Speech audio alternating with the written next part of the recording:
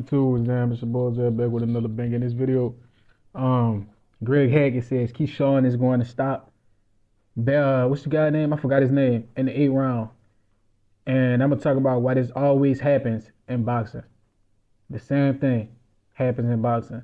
They build a black fight up just to tear him down.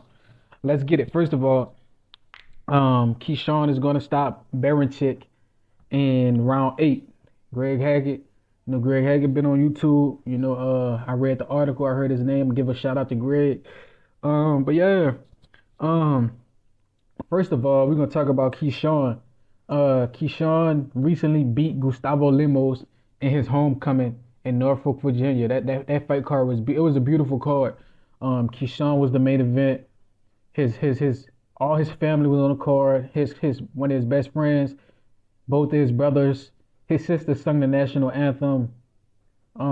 It was a beautiful card, honestly. And shout out to Keyshawn. That was one of the Abdullah Mason was on that card. That card was lit.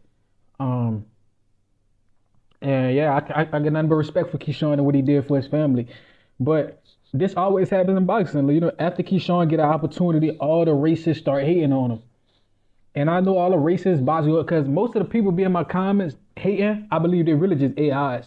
They're not real people because they don't have a genuine thought. It's just pure hatred. And no person in their right mind could just spew pure hatred all the time without any logic. And they calling his opponent washed up. They saying Baranchik washed up. And they discrediting his win over Lemos. I read an article. One of these fanboys was talking about, yeah, Lemos was small. He fought a tiny guy. I'm like, bro, everybody was saying Keyshawn gonna lose because his opponent 160 pounds on fight night. Gustavo Limos, bro, he didn't come in the fight on weight. He came in the fight at 143, I believe. Then he rehydrated to like 160, damn near. So he fought a middleweight. Keyshawn Davis knocked out a middleweight in 2 rounds, and they still finding a way to hate on him. Keyshawn Davis was 135 pounds, and he rehydrated to 145 max. His opponent was 160. He was at least 160. He was 160 plus. He was big on the night of that fight. And he was very aggressive. Like he was gonna take Keyshawn out because he was so big. He thought he could just play bull and just walk through Keyshawn, and he got knocked the fuck out by Keyshawn, who was only 135. So instead of giving Keyshawn this credit, saying he knocked out a 165-pound man, they discredited him by lying and saying his opponent was small. It's always something in boxing. Now they saying Baranchik, the champion, is washed up and not good. Well, that's his fault. Why you the champion if you're not good? You feel me? Keyshawn, it's not his fault. Keyshawn trying to get an opportunity. We know Lomachenko not fighting nobody. I might make a video about him talking about my back. I broke my back, spinal. Allegedly his back messed up. He retired, even though he a gangster. He wanted to fight outside of boxing arenas and shit. Lomachenko, that's another story for another day. But we know Loma not fighting anybody. We know Tank busy, and we know Shakur busy. And even if Shakur wasn't busy, he not gonna fight Keyshawn because they both want to be champs.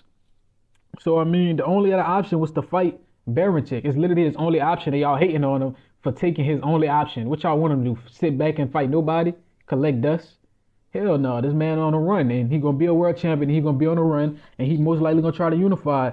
And he might fight Lomachenko after he beat Baranchik, or if he beats Baranchik, he might unify versus Lomachenko, because we know the two Ukrainians not gonna fight.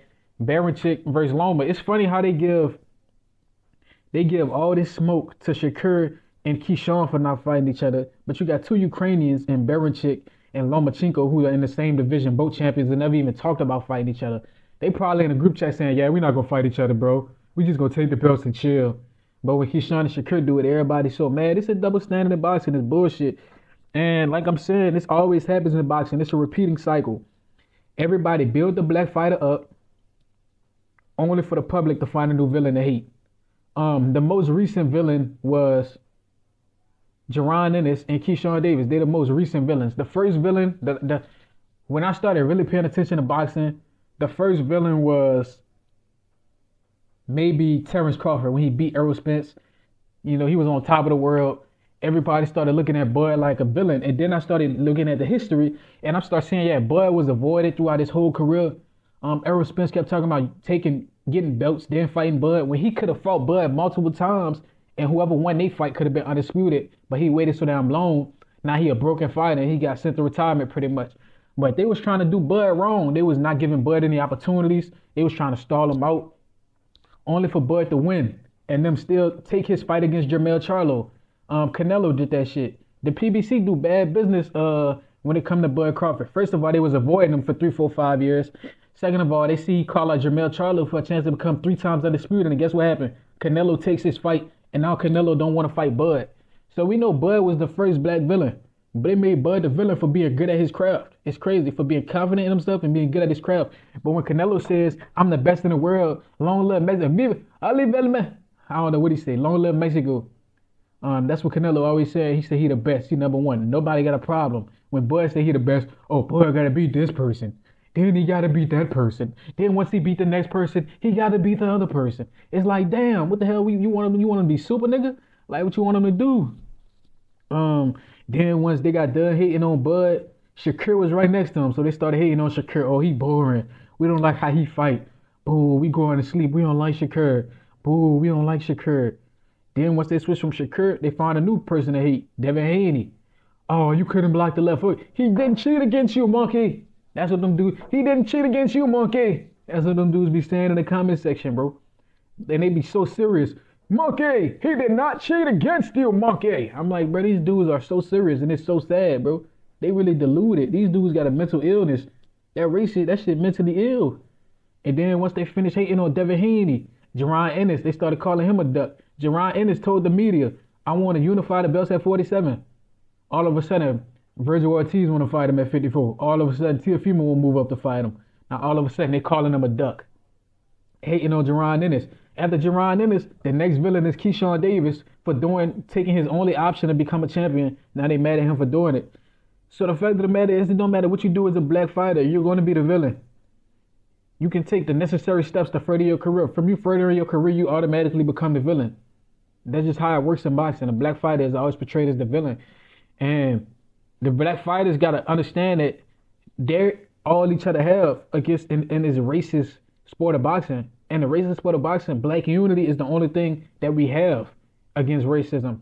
And if black people turn against other black people in support of racist people, like how Keyshawn, like I shouldn't be defending Keyshawn for what he said, because he said some goofy shit. He was defending Ryan cheating and shit.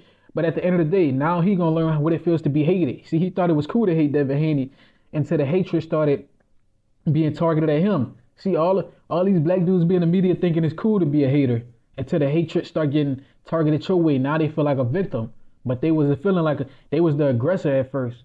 You know, they was the aggressor against Devin. Now they seeing what that hatred feel like for his hand.